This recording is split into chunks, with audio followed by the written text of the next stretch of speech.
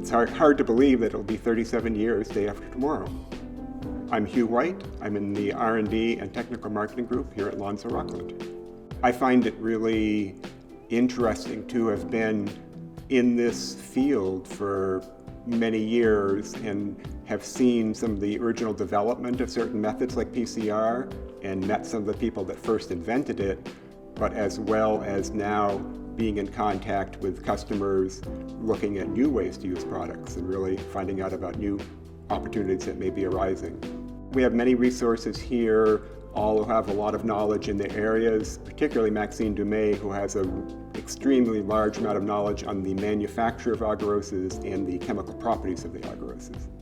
When I started here, I thought, ooh, they're all old. Now I'm the old one. But it's actually very rewarding, and maybe that's one of the perks of having the position that I have, is that I can actually give my knowledge, extend my knowledge to the people who will be taking the reins at some point in time.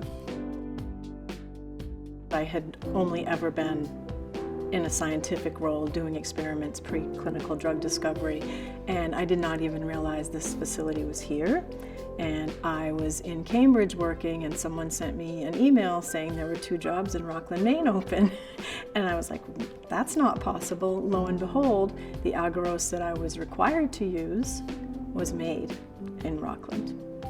I came in as a technical service representative, so I was on the phone fielding questions and via email as well about any problems, questions, advice about the products that we use. In 2018, I switched over to the Quality Control Lab, where I'm now testing our products to make sure that they functionally work after they're produced here.